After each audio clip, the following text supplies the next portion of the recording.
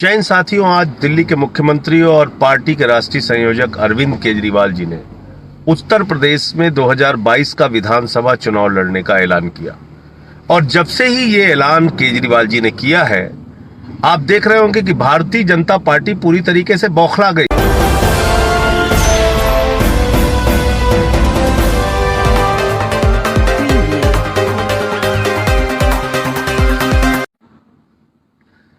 जय हिंद साथियों, आज दिल्ली के मुख्यमंत्री और पार्टी के राष्ट्रीय संयोजक अरविंद केजरीवाल जी ने उत्तर प्रदेश में 2022 का विधानसभा चुनाव लड़ने का ऐलान किया।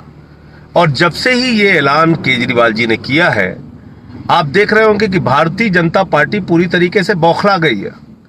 उनके उप मुख्यमंत्री केशव प्रसाद मौर्य जी अनाप शनाप बयान दे रहे हैं। उनके एक दूसरे मंत्री हैं सिद्धार्थनाथ सिंह जी, वो आया अनाप शनाप बयान दे रहे हैं। तो ऐसा मालूम पड़ रहा है कि सबसे ज्यादा तकलीफ भारतीय जनता पार्टी को ही।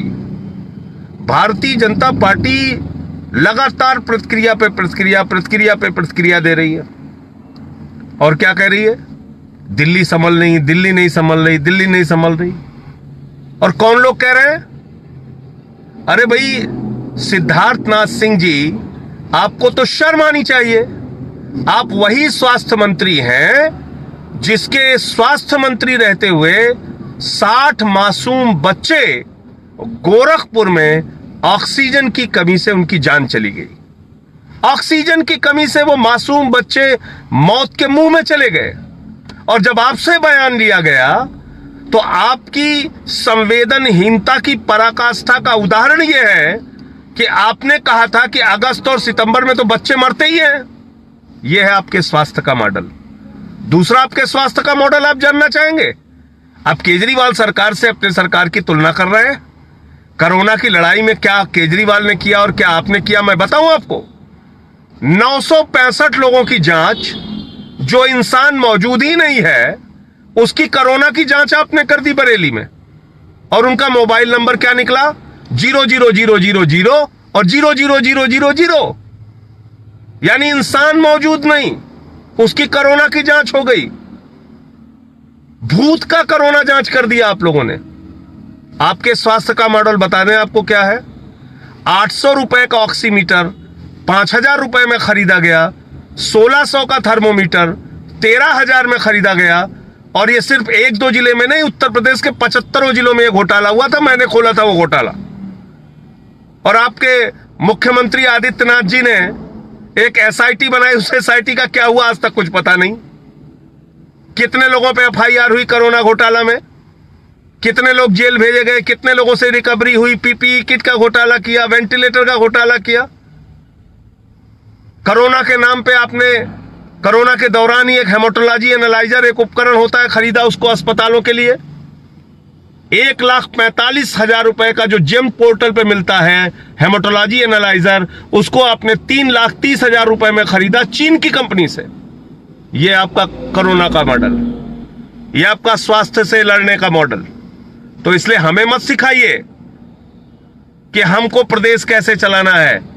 दिल्ली का स्वास्थ्य मॉडल आज पूरी दुनिया में उसकी चर्चा हो रही है। दिल्ली के चिकित्सा मॉडल की, मोहल्ला क्लिनिक की, शिक्षा की, महिला सुरक्षा के सीसीटीवी के मॉडल की, बिजली फ्री देने के मॉडल की, पानी मुफ्त देने के मॉडल की पूरी दुनिया में चर्चा हो रही है। और आपकी सरकार तो भूतों का कोरोना जांच कर देती है। आप कौन से सरकार के मॉडल की बात कर रहे हैं? दूसरे केशव प्रसाद मौर्य जी का मैं बयान सुन रहा था, वो कह रहे हैं मुंगेरी लाल के सपने देख रहे हैं केजरीवाल जी। अरे भैया, सपने तो आप देख रहे थे मुख्यमंत्री बनने के, मुंगेरी लाल वाले सपने।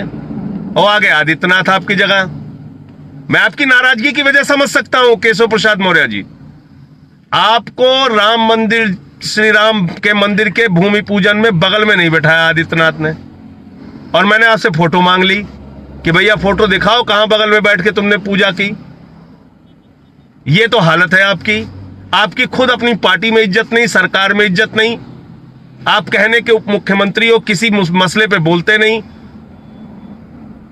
मौर्य समाज के साथ अत्याचार हो जाए, पाल समाज के साथ अत्याचार हो जाए, निषाद समाज के साथ अत्याचार हो जाए, कभी आपकी जुबान से एक शब्द नहीं निकलता। और देश के दलालों को कम से कम ये मुंगेरी लाल जैसे शब्द का इस्तेमाल नहीं करना चाहिए। तीसरा, मैंने कांग्रेस वाले का बयान सुना। कांग्रेस के प्रवक्ता है, वो कह रहे हैं आप और बीजेपी मिली हुई है।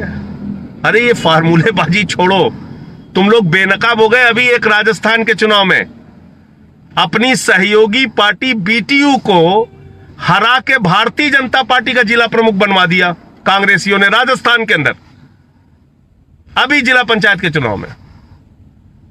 और आप जो है वो सिखा रहे हो दूसरों को। तो इसलिए मैं ये कहना चाहता हूं कि कांग्रेस, बीजेपी और भी जो पार्टियां हैं उत्तर प्रदेश में, आम आदमी पार्टी का एक ईमानदार विकल्प देने की जैसे ही बात कही है केजरीवाल जी ने, सब बौखलाई हुई है। लेकिन मैं आपको बता दूं कि अरविंद केजरीवाल जी ने संकल्प लिया है कि दिल्ली का मॉडल यूपी में लागू होगा। 200 यूनिट बिजली यूपी वालों को फ्री क्यों नहीं मिलनी चाहिए? 400 यूनिट बिजली आधे दाम पे यूपी के लोगों को क्यों नहीं मिलनी चाहिए? उत्तर प्रदेश के लोगों को अच्छे स्कूल क्यों नहीं मिलने चाहिए? वहां के बच्चों का रिजल्ट अच्छा क्यों नहीं आना चाहिए?